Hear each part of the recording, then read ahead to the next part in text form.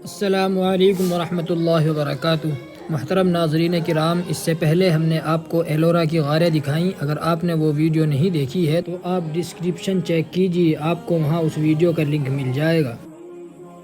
اب ہم آپ کو لے کر کے چلتے ہیں شہنشاہ ہند حضرت اورنگزیب عالمگیر رحمۃ اللہ علیہ کے مزار پر۔ اس سے پہلے ہم آپ کو ایک مسجد دکھاتے ہیں۔ جب ہم ایلورا سے اورنگ آباد کی طرف جا رہے تھے تو راستے میں ایک پہاڑی پر ایک مسجد دکھائی دی، جس کو ایک رات کی مسجد کے نام سے جانا جاتا ہے، جس کو لوگوں نے ایک رات میں تعمیر کیا تھا۔ وہ آپ دیکھیے ذرا۔ اور اس پر علامہ اقبال رحمۃ اللہ علیہ کا یہ شعر صادق آتا ہے: مسجد تو بنا دی شب بھر میں ایمان کی حرارت والوں نے، مسجد تو بنا دی شب بھر میں ایمان کی حرارت والوں نے، من اپنا پرانا پاپی ہے برسوں میں نمازی بن نہ سکا۔ شاید کہ اسی جیسی مسجدوں کو دیکھ کر کے علامہ اقبال نے یہ شعر کہا ہو۔ اس کے علاوہ لاہور کے اندر ایک مسجد ہے شب بھر کے نام سے، مسجد شب بھر۔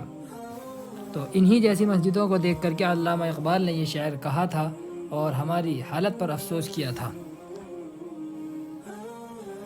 آپ یہ مسجد دیکھیے، جو آپ اوپر دیکھ رہے ہیں، یہ مسجد ایک رات میں تعمیر کی گئی ہے۔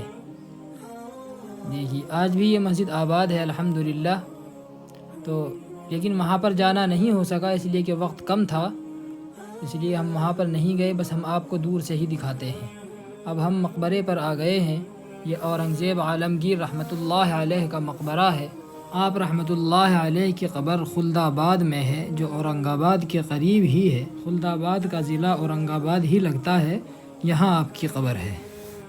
اب ہم مسجد کے مقبرے کے دالان میں آ گئے ہیں۔ یہ جو مقبرہ ہے اس کا جو احاطہ ہے یہ اسی کی عمارت ہے۔ آپ یہ دیکھیے، یہ عمارت، یہاں پر ہم اندر جائیں گے دروازے میں، اس میں اندر جا کر کے اورنگزیب عالمگیر رحمۃ اللہ علیہ کا مقبرہ ہے۔ آپ یہ دیکھیے، یہ حضرت اورنگزیب عالمگیر رحمۃ اللہ علیہ کی قبر ہے۔ وہ شخص کہ جس کی حکومت پورے ہندوستان پر، جو متحدہ ہندوستان تھا، جس کے اندر ہندوستان، پاکستان، بنگلہ دیش، نیپال، بھوٹان، افغانستان اور برما وغیرہ بہت سارے ممالک اس کے اندر شامل تھے، یہ اس کے شہنشاہ تھے۔ لیکن اللہ تبارک و تعالیٰ کا جو اعلان ہے، کل من علیہا فان ویبقی وجہ ربک ذو الجلال والاکرام، وہ پورا ہو کر کے رہا۔ اورنگزیب عالمگیر رحمۃ اللہ علیہ کے متعلق ہم تھوڑی سی تاریخ جان لیتے ہیں تو بہتر رہے گا۔ اورنگزیب عالمگیر رحمۃ اللہ علیہ کی سوانح حیات تو بڑی لمبی ہے۔ اگر ہم مختصر طور پر بیان کریں تو اورنگزیب عالمگیر کی زندگی کے دو نمایاں پہلو ہمارے سامنے آتے ہیں۔ ایک پہلو بادشاہت کا ہے اور دوسرا عالم دین و خادم اسلام ہونے کا۔ ہم یہاں دونوں پہلوؤں میں سے تھوڑا تھوڑا بیان کرتے ہیں تاکہ ان کے کچھ حالات آپ کے سامنے آ جائیں۔ آپ کا نام محی الدین لقب اورنگزیب تھا۔ آپ کے والد شاہ جہاں نے انہیں عالمگیر کا خطاب دیا۔ 3 نومبر سن 1618 ہجری کو مالوہ کی سرحد پر پیدا ہوئے۔ ان کی والدہ ارجمند بانو بیگم تھیں، جو ممتاز محل کے نام سے مشہور تھیں۔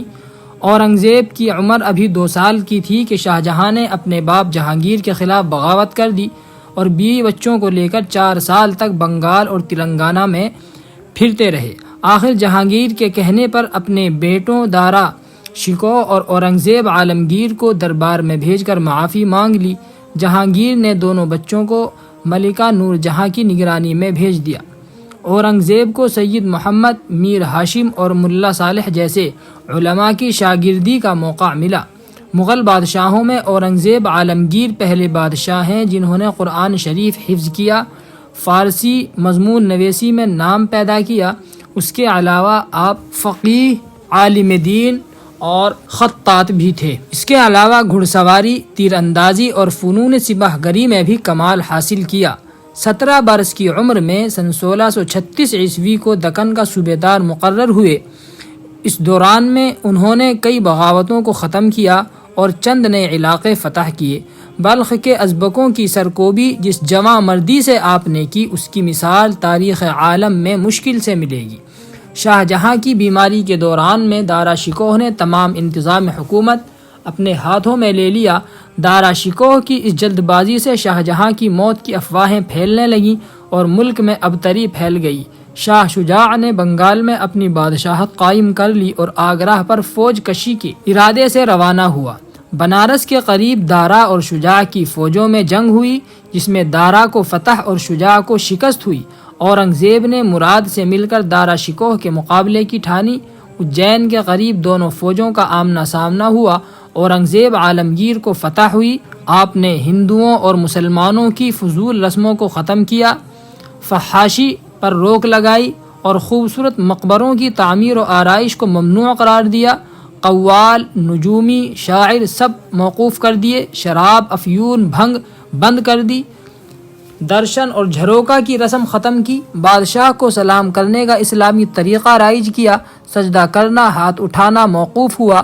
سکوں پر کلمہ لکھنے کا دستور بھی ختم ہوا۔ کھانے کی چیزوں پر ہر قسم کے ٹیکس ہٹا دیے۔ سن 1665 عیسوی میں آسام، کوچ بہار اور چٹاگانگ فتح کیے اور پرتگیزی اور فرنگی بحری قزاقوں کا خاتمہ کیا۔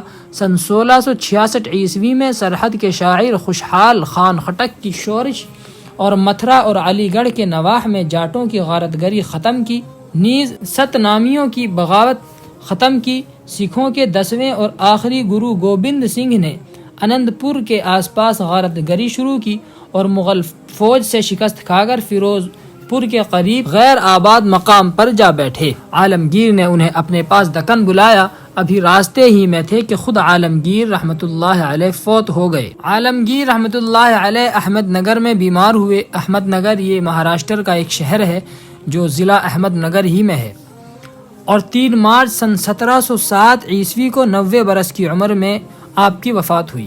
وصیت کے مطابق آپ کو خلد آباد میں دفن کیا گیا۔ خلد آباد سے قریب ایک مقام ہے جس کا نام اورنگ آباد ہے۔ اورنگ آباد میں اورنگزیب عالمگیر رحمۃ اللہ علیہ کی مختلف یادگاریں آج بھی محفوظ ہیں۔ آپ بڑے متقی، پرہیزگار، مدبر اور اعلیٰ درجے کے منتظم تھے۔ خزانے سے ذاتی خرچ کے لیے ایک پائی بھی نہ لی۔ قرآن مجید لکھ کر، ٹوپیاں سی کر آپ گزارا کرتے تھے۔ آپ سلجھے ہوئے ادیب تھے۔ آپ کے خطوط رقعات عالمگیر کے نام سے مرتب ہوئے۔ آپ کے حکم پر نظام سلطنت چلانے کے لیے ایک مجموعہ فتاوی تصنیف کیا گیا جسے تاریخ میں فتاوی عالمگیری کہا جاتا ہے۔ فتاوی عالمگیری فقہ اسلامی میں ایک ممتاز مقام رکھتی ہے۔ بعض علماء نے سلطان اورنگزیب عالمگیر رحمۃ اللہ علیہ کو اپنے دور کا مجدد بھی قرار دیا۔ 5 بیٹے بہادر شاہ، سلطان محمد اکبر، محمد اعظم شاہ، کام بخش، محمد سلطان، اور 5 بیٹیاں زیب النساء، زینت النساء، مہر النساء، بدر النساء، زبدۃ النساء آپ نے چھوڑی۔ آپ کے بعد آپ کے بیٹے بہادر شاہ اول آپ کی سلطنت کے وارث ہوئے۔ یہ تو مختصر طور پر آپ کی بادشاہت کے پہلو تھے۔ اب ہم یہاں سے آپ کے علمی پہلو اور دینی پہلو کو تھوڑا سا دیکھ لیتے ہیں۔ آپ کی زندگی کا ایک علمی کارنامہ فتاوی عالمگیری ہے جو فتاوی ہندیہ کے نام سے بھی مشہور ہے۔ فتاوی عالمگیری کی ترتیب و تصنیف کے ساتھ عالمگیر رحمۃ اللہ علیہ کی زندگی کے ایک حصے کا تعلق ہے۔ آپ رحمۃ اللہ علیہ کی سعی مسلسل سے یہ فتاوی وجود میں آیا۔ انہوں نے علم دین مولانا عبداللطیف، مولانا ہاشم گیلانی اور شیخ محی الدین بن عبداللہ بہاری سے حاصل کیا۔ عمدگی خط میں ضرب المثل تھے۔ خط نسخ اور خط نستعلیق کے ماہر تھے۔ تخت سلطنت پر براجمان ہونے سے پہلے اپنے ہاتھ سے ایک مصحف لکھا اور اسے مکہ مکرمہ بھیجا۔ پھر حکمرانی کے دور میں دوسرا مصحف لکھا جس پر اس زمانے میں 7,000 روپے کا خرچ آیا اور اسے مدینہ منورہ بھیجا۔ عالمگیر رحمۃ اللہ علیہ کو علم حدیث میں بھی کمال حاصل تھا۔ دور حکمرانی سے پہلے ایک کتاب الاربعین لکھی جس میں نبی کریم صلی اللہ علیہ وسلم کی 40 قولی احادیث جمع کی۔ اسی طرح کی ایک دوسری کتاب زمانہ بادشاہت میں لکھی، پھر ان دونوں کا فارسی میں ترجمہ کیا اور عمدہ حواشی بھی لگائے۔ بادشاہ موصوف ہفتے میں 3 دن مولانا سید محمد حسینی قنوجی، علامہ محمد شفیع یزدی اور نظام الدین برہان پوری رحمہم اللہ کے ساتھ احیاء العلوم، کیمیائے سعادت اور فتاوی ہندیہ کا مذاکرہ کیا کرتے تھے۔ فقہ میں مہارت تامہ رکھتے تھے اور اس کی جزئیات کا مکمل استحضار تھا۔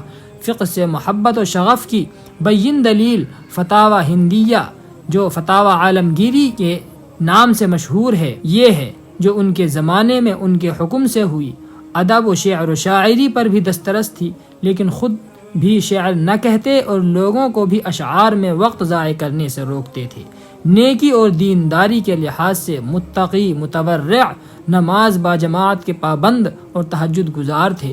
جن ایام میں نبی اکرم صلی اللہ علیہ وسلم سے روزہ رکھنا ثابت ہے، ان ایام میں روزے رکھنے کا معمول تھا۔ بہرحال اورنگزیب عالمگیر ایسی بہترین خصوصیات کے مالک تھے جو کسی مسلمان حکمران میں ہونی چاہیے۔ بر صغیر میں اسلامی احکام کی نشر و اشاعت میں ان کا بڑا حصہ ہے۔ یکم ذی قعدہ سن 1068 ہجری مطابق 23 جولائی سن 1658 کو تخت ہند پر متمکن ہوئے۔ 50 برس حکومت کی اور 90 برس عمر پا کر ذوالقعدہ سن 1118 ہجری مطابق 21 فروری سن 1707 عیسوی کو دکن میں وفات پائی۔ اورنگزیب عالمگیر رحمۃ اللہ علیہ کے دور میں ہندوستان دنیا کا امیر ترین ملک تھا اور دنیا کی کل جی ڈی پی کا 1/4 حصہ پیدا کرتا تھا، جبکہ اسی دوران انگلستان کا حصہ صرف 2% تھا۔ تو یہ اس عظیم شخص کی قبر ہے جو دین و دنیا دونوں میں کمال رکھتا تھا۔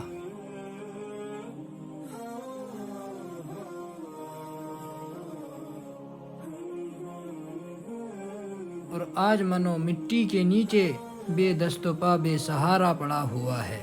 بے شک اللہ ہی کی ذات حی القیوم ہے جو ہمیشہ سے ہے اور ہمیشہ رہے گی۔ یہ مزار کا ہی احاطہ ہے، اورنگزیب عالمگیر کی جہاں قبر ہے اس کے باہر کا یہ احاطہ ہے۔ چاروں طرف عمارت بڑی شاندار قسم کی بنی ہوئی ہے۔ یہ درمیان میں حوض ہے، بہت ہی شاندار، اس میں پانی بھی تھا، کچھوے بھی تھے، سب کی زیارت کی ہم نے۔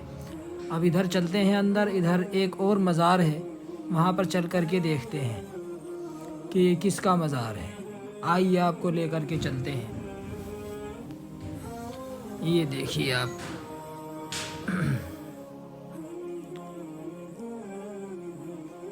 یہ ہم آ گئے ہیں یہاں پر کئی ساری قبریں موجود ہیں۔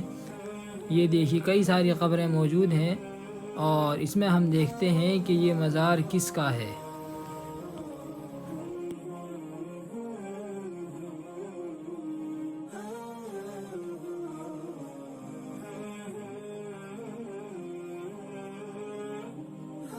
یہ قبر حضرت خواجہ سید زین الدین داؤد حسین شیرازی کی ہے۔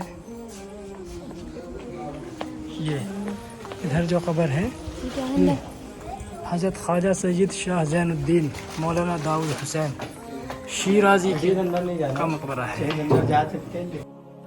یہاں سے اب چلتے ہیں آپ صلی اللہ علیہ وسلم کے جبہ مبارک کی طرف۔ یہاں پر آپ صلی اللہ علیہ وسلم کا جبہ مبارک موجود ہے، ان جالیوں کے پیچھے، جو سال میں صرف ایک مرتبہ دکھاتے ہیں۔ اسی طریقے سے آپ صلی اللہ علیہ وسلم کا منہ مبارک، بال مبارک بھی یہاں پر موجود ہے۔ اب یہاں سے ہم باہر چلتے ہیں، ابھی ہمیں اور بھی آگے جانا ہے، ابھی پنچکی بھی جانا ہے اور بی بی کا مقبرہ بھی جانا ہے۔ یہ احاطہ ہے، آپ یہ دیکھیے، اورنگزیب عالمگیر رحمۃ اللہ علیہ کے مزار کا۔ یہ ہمارا بچہ ہے، یہیں احاطے کے باہر جو دکانیں ہیں وہاں پر تلوار بک رہی تھی تو ضد کرنے لگا، تو اس کو تلوار لے کر کے دی ہم نے، تو بس اسی کو گھما رہا ہے۔ اللہ تبارک و تعالی اس کو مجاہد بنائے، عالم با عمل بنائے، ماں باپ کی آنکھوں کی ٹھنڈک بنائے، آمین۔ آگے کے مقامات انشاءاللہ دوسری ویڈیو میں آپ ہمارے چینل کو سبسکرائب کر سکتے ہیں تاکہ آپ کو فوراً اطلاع مل جائے جیسے ہی ویڈیو اپلوڈ ہو۔ ویڈیو اچھی لگی ہو تو اپنے دوستوں کے ساتھ شیئر کیجیے، لائک کیجیے۔ السلام علیکم ورحمۃ اللہ وبرکاتہ۔